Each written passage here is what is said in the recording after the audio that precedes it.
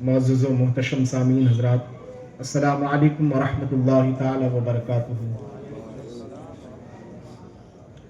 الحمد للہ رب العالمین، والعاقبۃ للمتقین، والصلاة والسلام علی سید المرسلین وعلی آلہ وصحبہ اجمعین، اما بعد، قال اللہ تبارک وتعالی فی القرآن المجید: قل هل يستوي الذين يعلمون والذين لا يعلمون، صدق اللہ مولانا العظیم۔ معزز و محتشم سامعین حضرات، آئیے ہم اور آپ سب سے پہلے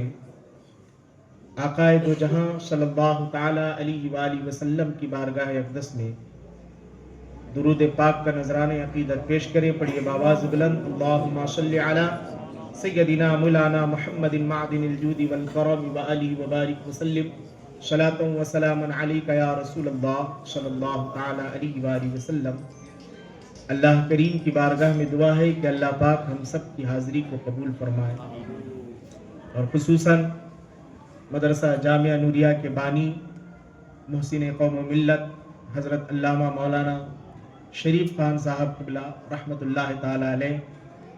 جنہوں نے اپنے خون جگر سے اس ادارے کی بنیاد رکھی ہے اور اسے سینچ کر اتنا ہرا بھرا کیا ہے۔ اللہ پاک کی بارگاہ میں دعا ہے کہ اللہ کریم ان کے فیض سے ہم سب کو مالا مال فرمائے۔ محتشم سامعین حضرات، مدرسہ جامعہ نوریہ بالا گھاٹ مدھیہ پردیش کی جدید تعمیری سرگرمی کے متعلق آج کی اس تقریب کا اہتمام کیا گیا ہے، اور انشاءاللہ العزیز تھوڑی دیر کے بعد ہی مدرسے کے ناظم اعلیٰ اور قاضی شہر حضرت علامہ مولانا عبدالحبیب صاحب قبلہ دامت برکاتہم العالیہ مدرسے کی جدید تعمیر کے متعلق آپ سے تبادلہ خیال کریں گے، اور پھر انشاءاللہ العزیز میرے استاذ مکرم، استاذ معظم، مفتی اعظم مہاراشٹر، عمدۃ المدبرین حضرت علامہ مفتی مجتبیٰ شریف خان صاحب قبلہ دامت برکاتہم العالیہ، جو الجامعۃ الرضویہ دارالعلوم امجدیہ جو بوتھلی شریف وردھا روڈ میں وسط ہند کا سب سے مرکزی ادارہ ہے، حضرت اس کے بھی محتمیم ہیں، اور ہمارا جو ادارہ ہے جامعہ نوریہ، حضرت اس کے بھی محتمیم ہیں۔ تو انشاءاللہ حضرت کا بھی خطاب آخر میں تھوڑی دیر کے لیے ہوگا۔ میں تھوڑی دیر کے لیے دو چار باتیں لے کر حاضر ہوا ہوں۔ اللہ کریم ہم سب کو حق بولنے اور حق قبول کرنے کی توفیق عطا فرمائے۔ درود پاک کا نذرانِ عقیدت پیش کریں۔ پڑھیے بآواز بلند: اللہم صلی علی سیدنا مولانا محمد معدن الجود والکرم وآلہ وبارک وسلم، صلاۃ و سلام علیک یا رسول اللہ صلی اللہ علیہ وآلہ وسلم۔ اس میں کوئی شک نہیں کہ تعلیم کی حیثیت کسی بھی قوم کی تعمیر اور ترقی کے لیے ریڑھ کی ہڈی کی طرح ہے۔ تعلیم ہی کے سبب کسی بھی ریاست، کسی بھی ملک، کسی قوم، کسی بھی خاندان اور کسی بھی نسل کو کامیابی کے پروان چڑھایا جا سکتا ہے۔ یہی وجہ ہے کہ کبھی بھی انسانی زندگی میں ابتدا سے لے کر آج تک تعلیم کی جو ضرورت ہے، جو اہمیت ہے ایک انسان کی زندگی میں، اس کا کبھی انکار نہیں کیا گیا، بلکہ زمانے قدیم سے لے کر آج تک تعلیم کی اہمیت، اس کی افادیت کو محسوس کیا گیا، اور ہر زمانے میں تعلیم کے حصول کے لیے،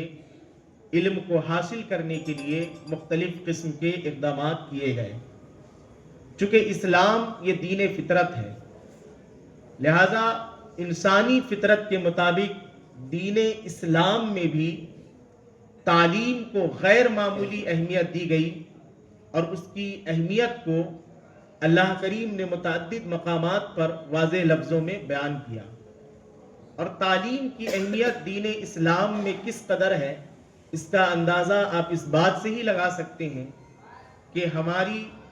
پہلی وحی کا آغاز ہی اس لفظ اقرا سے کیا گیا، جو لفظ اقرا تعلیم کی اہمیت اور اس کی افادیت کو ظاہر کر رہا ہے۔ اس کے علاوہ اللہ کے رسول صلی اللہ علیہ وآلہ وسلم نے اپنے مختلف ارشادات کے ذریعے سے امت پر تعلیم کی اہمیت کو ظاہر اور واضح کیا ہے۔ ایک حدیث پاک میں ہے، حضرت عبداللہ بن عمر رضی اللہ تعالیٰ عنہ فرماتے ہیں کہ خرج رسول اللہ صلی اللہ علیہ وسلم ذات یوم من بعد حجرہ فدخل المسجد۔ حضرت عبداللہ بن عمر فرماتے ہیں کہ رسول کائنات صلی اللہ علیہ وسلم ایک روز حجرے سے نکل کر مسجد میں تشریف لائے، فَإِذَا هُوَ بِحَلْقَتَيْنِ، تو آپ نے مسجد میں ملاحظہ کیا کہ صحابہ دو حصوں میں حلقہ لگا کر بیٹھے ہوئے ہیں۔ راوی فرماتے احداہما یقرؤون القرآن ویدعون اللہ، ان میں سے ایک حلقے والے قرآن کی تلاوت کر رہے تھے اور اللہ سے دعا کر رہے تھے،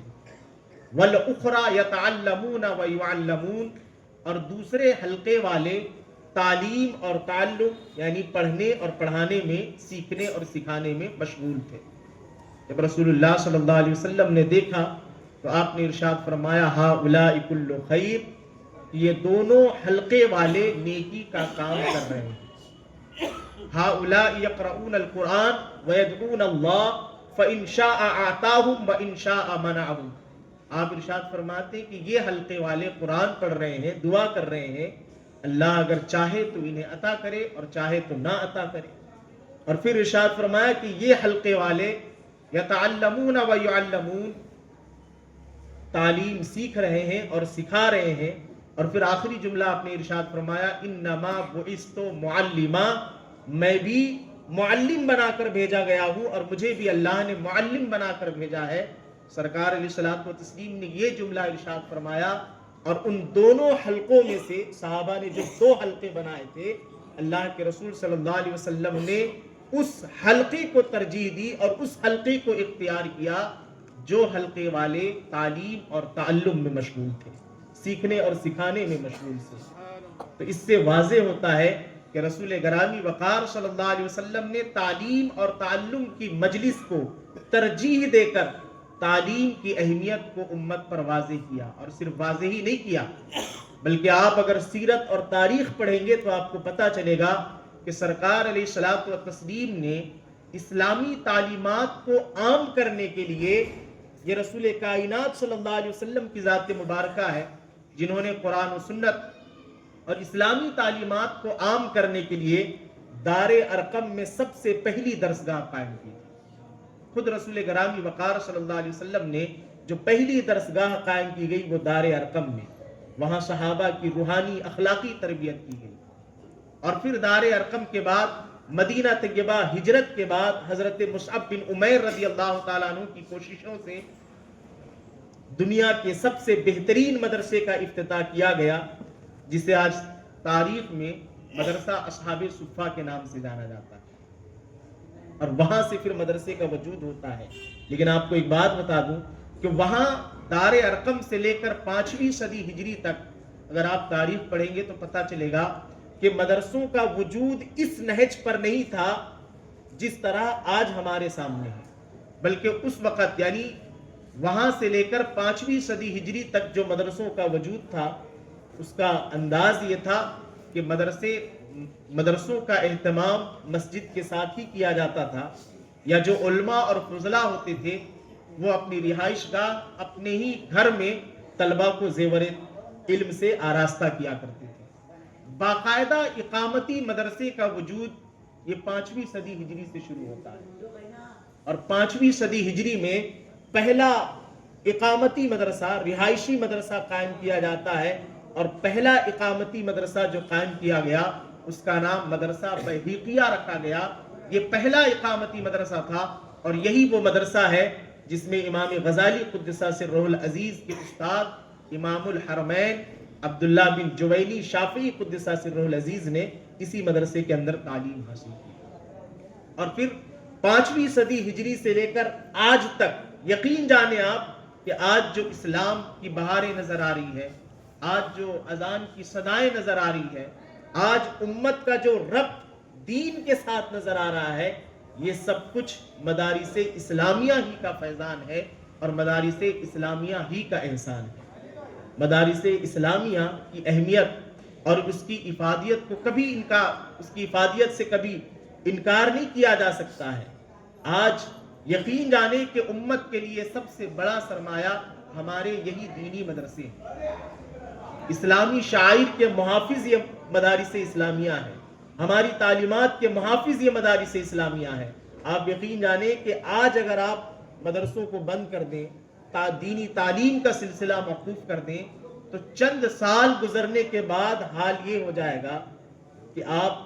تلاش کرتے پھریں گے، لیکن تلاش بسیار کے باوجود نہ تو آپ کو کوئی حافظ ملے گا، نہ قاری، نہ مفتی، نہ محقق، نہ مناظر، کچھ بھی نہیں، اور پھر دینی خدمات کا پورا نظام درہم برہم ہو جائے گا۔ تو یہ جو اسلام کی بہاریں ہیں، یہ جو دینی خدمات کی بہاریں ہیں، یقین جانیں یہ مدرسوں کا فیضان ہے۔ یہ مدرسے جو دینی مدرسے ہوتے ہیں، یہ ہماری تعلیمات اور ہماری شناخت کے سچے محافظ ہیں۔ ان کا تعاون کرنا، ان کی حفاظت کرنا، یہ ہمارا اخلاقی فریضہ بھی ہے اور دینی فریضہ بھی ہے۔ اس کا تعاون کرنا یہ ہمارا اخلاقی اور دینی فریضہ ہے، اور یقین جانیں کہ جو کچھ آپ مدرسے کی تعمیر میں، مدرسے کی تعلیمی معاملات میں جو کچھ آپ خرچ کریں گے، یقین جانیں کہ آپ کا وہ خرچ کرنا ضائع نہیں جائے گا، بلکہ اللہ کریم آپ کے ان خرچوں کو آپ کی نسلوں کے لیے صدقہ جاریہ بنا دے گا، اور پھر کئی گنا زائد آپ کو اس سے عطا فرمائے گا۔ ہم نے ایک حدیث پڑھی، امام طبرانی قدس سرہ العزیز نے المعجم الکبیر کے اندر یہ روایت نقل کی۔ وہ لکھتے ہیں کہ ایک صحابی رسول ہے حضرت قیس بن صلہ انصاری رضی اللہ تعالی، ان کی عادت یہ تھی کہ یہ جو کچھ کماتے تھے اللہ کی راہ میں خرچ کر دیتے تھے۔ تو ان کے چند بھائیوں نے رسول گرامی وقار صلی اللہ علیہ وسلم کی بارگاہ میں شکایت کی کہ یا رسول اللہ، قیس بن صلہ جو کچھ کماتا ہے خرچ کر دیتا ہے۔ تو سرکار علیہ الصلوۃ والتسلیم نے قیس بن صلہ انصاری رضی اللہ تعالیٰ عنہ کو بلایا اور آپ نے ان سے پوچھا کہ تمہارے بھائیوں نے شکایت کی ہے کہ آپ جو کچھ کماتے ہیں خرچ کر دیتے ہیں، فضول خرچ کر دیتے ہیں۔ تو کہا کہ یا رسول اللہ ایسا نہیں ہے، میں اپنے پیداوار سے اپنا حصہ لیتا ہوں، اور اپنا حصہ لینے کے بعد پھر میں اپنے حصے کو خدا کی راہ میں خرچ کرتا ہوں۔ امام طبرانی نے لکھا ہے کہ جب قیس بن صلہ انصاری رضی اللہ تعالیٰ عنہ نے یہ کہا کہ میں اپنے حصے کو خدا کی راہ میں، خدا کو راضی کرنے کے لیے خرچ کرتا ہوں، تو امام طبرانی نے لکھا ہے کہ راوی فرماتے کہ سرکار علیہ الصلوۃ والتسلیم نے اپنا دست مبارک 3 مرتبہ قیس بن صلہ انصاری رضی اللہ تعالیٰ عنہ کے سینے پر مارا، اور مار کر آپ نے یہ جملہ ارشاد فرمایا، انفق ینفق اللہ علیک، قیس بن صلہ تم خرچ کرتے جاؤ، اللہ تمہارے رزق کا انتظام کرتا جائے گا۔ امام طبرانی نے اس حدیث کے آخر میں لکھا ہے کہ آخر زمانے میں جب قیس بن صلہ کا انتقال ہوا، جو بھائیوں میں سب سے زیادہ راہ خدا میں خرچ کرنے والے تھے، جب انتقال کے وقت ان کے جائیداد کا حساب لگایا گیا، تو فرماتے امام طبرانی نے لکھا ہے کہ اللہ کی قسم، پورے بھائیوں تو چھوڑیے، پورے خاندان میں اگر سب سے زیادہ کوئی امیر شخص تھا تو وہ یہی اللہ کی راہ میں خرچ کرنے والے حضرت قیس بن صلہ انصاری رضی اللہ تعالیٰ عنہ۔ اللہ نے راہ خدا میں خرچ کی برکت سے اتنا نوازا کہ وہ اپنے پورے خاندان میں سب سے زیادہ خرچیلے ہونے کے باوجود سب سے زیادہ مالدار۔ تو آپ جو کچھ مدارس اسلامیہ کی تعمیر میں، تعلیمی معاملات میں خرچ کریں گے، یقین جانیں کبھی وہ ضائع نہیں جائے گا۔ اعلیٰ حضرت قدس سرہ العزیز نے قرآن عظیم کی یہ آیت اپنے فتاوے کے اندر یہ نقل کی ہے، من جاء بالحسنۃ فلہ عشر امثالھا۔ قرآن عظیم کی اس آیت کا معنی یہ ہے، مطلب یہ کہ کوئی بھی آدمی جو ایک نیکی کرے تو اللہ کریم اسے 10 ثواب عطا فرماتا ہے۔ قرآن عظیم کی اس آیت کا مفہوم یہی ہے تو امام اہل سنت اعلیٰ حضرت رضی اللہ تعالیٰ عنہ نے یہ حدیث نقل کی اور قرآن عظیم کی یہ آیت نقل کی اور اس کا ترجمہ لکھنے کے بعد آپ نے یہ جملہ ارشاد فرمایا، اور طالب علم دین کی اعانت پر 700 ملا کرتا ہے، اور طالب علم دین کی اعانت پر 700 ملا کرتا ہے۔ کیا مطلب؟ آپ جو کچھ نیکی کا کام کریں،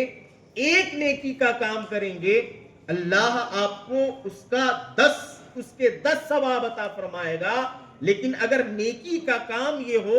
کہ آپ مدارس اسلامیہ پر خرچ کریں، مدرسے میں پڑھنے والے طلبہ پر خرچ کریں، تو امام فرماتے ہیں کہ پھر اس نیکی کا ثواب، اس نیکی کا ثواب ایک خرچ کرنے پر 10 نہیں، بلکہ اب معاملہ بدل گیا، تو اب ایک خرچ کرنے پر اللہ کریم 700 گنا ثواب عطا فرمائے گا۔ تو آپ اندازہ لگائیں کہ مدارس سے اسلامیہ کی تعمیر، مدارس کے طلبہ پر خرچ کرنے کی کتنی فضیلت ہے، اور جو خرچ کرتے ہیں اللہ کریم انہیں کیسا نوازتا ہے۔ اور ہماری آپ اسلامی تعلیمات کا مطالعہ کریں، تاریخ کا مطالعہ کریں، تو آپ کو پتہ چلے گا کہ ہمارے جو اسلاف ہیں ان کی تعلیم بھی اسی طور پر ہوئی ہے۔ آپ امام اعظم ابو حنیفہ قدس سرہ العزیز کا نام آپ نے کئی بار سنا ہوگا۔ ان کے شاگرد ہیں امام ابو یوسف قدس سرہ العزیز، جو قاضی اسلام ہیں، جو مجتہد ہیں۔ امام ابو یوسف قدس سرہ العزیز جب اپنی تعلیم کے معاملات بیان کرتے ہیں کہ میری تعلیم کیسے ہوئی، تو انہوں نے ایک جگہ پر یہ جملہ لکھا ہے کہ میری تعلیم کا حال یہ ہے کہ میں نے تقریباً 10 سال علم دین حاصل کرنے میں گزارے ہیں، 10 سال، اور فرماتے ہیں کہ اللہ کی قسم ان 10 سالوں میں جو کچھ میری تعلیم پر خرچ ہوا اور جو کچھ میرے گھر والوں پر خرچ ہوا، یہ سارے اخراجات امام اعظم ابو حنیفہ قدس سرہ العزیز نے تنہا برداشت کیے۔ یعنی 10 سال تک امام ابو یوسف فرماتے کہ امام اعظم ابو حنیفہ نے میری پڑھائی کا خرچ بھی برداشت کیا ہے اور میرے گھر والوں کا بھی خرچ برداشت کیا ہے۔ اس نہج پر ان کی تعلیم ہوئی۔ امام اعظم ابو حنیفہ قدس سرہ العزیز کے ذریعے ان کی اعانت ہوئی، امداد ہوئی، تو پھر جا کر امام ابو یوسف رضی اللہ تعالیٰ عنہ قاضی اسلام بن کر چمکے۔ اور پھر یہی امام ابو یوسف جب مالی اعتبار سے، علمی اعتبار سے خوشحال ہو گئے، تو انہوں نے بھی یہی طریقہ اپنایا، اور پھر آگے جا کر انہوں نے امام محمد رضی اللہ تعالیٰ عنہ کو پڑھایا۔ امام محمد قدس سرہ العزیز نے آگے جا کر امام شافعی قدس سرہ العزیز کو پڑھایا۔ امام شافعی نے امام احمد بن حنبل قدس سرہ العزیز کو پڑھایا، اور امام احمد بن حنبل قدس سرہ العزیز نے آگے جا کر پھر امام بخاری کو اسی نہج پر پڑھایا۔ تو یہ ہمارے اسلاف کا طریقہ رہا ہے کہ اللہ نے مال نوازا ہے تو اسے طلبہ پر، مدارس اسلامیہ کی تعلیم پر، دینی تعلیم کے حصول پر وہ خرچ کرتے ہیں، اور پھر اس کا نتیجہ یہ ہوتا ہے کہ اللہ تعالیٰ ان کے خرچوں کو قبول کرتا ہے، اور خرچ کرنے کی بدولت اللہ کریم انہیں کئی گنا زائد عطا فرماتا ہے۔ تو ہمارا اخلاقی اور دینی فریضہ بنتا ہے کہ ہم مدارس اسلامیہ کا تعاون کریں اور ہر طرح سے اس کے تعاون کی مکمل کوشش کریں۔ انشاءاللہ العزیز بس تھوڑی دیر بعد ہی مدرسے کے جو ناظم اعلیٰ ہیں وہ انشاءاللہ مدرسے کی جدید تعمیر، چونکہ ہمارے ہاں تقریباً آپ یقین جانیں 3 سالوں سے ہمارے ساتھ یہ مسئلہ پیش آتا ہے کہ رمضان کے بعد جب بچوں کا ایڈمیشن ہوتا ہے تو 3 سال سے کھڑے ہو جائیں، ذکر کی نیت سے نعرہ بلند کریں، نعرہ تکبیر، نعرہ رسالت، علماء اہل سنت، مفتی اعظم مہاراشٹر۔ خالی کرسیوں کو بھر لیجیے، آگے تشریح آگے، حاجی صاحب آگے بہت خالی آگے۔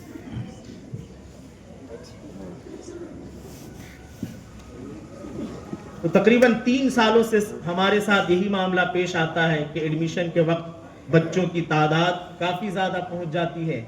اور کچھ بچوں کو ہمیں واپس کرنا پڑتا ہے۔ اس لیے اب ہمارا ارادہ ہے کہ ہم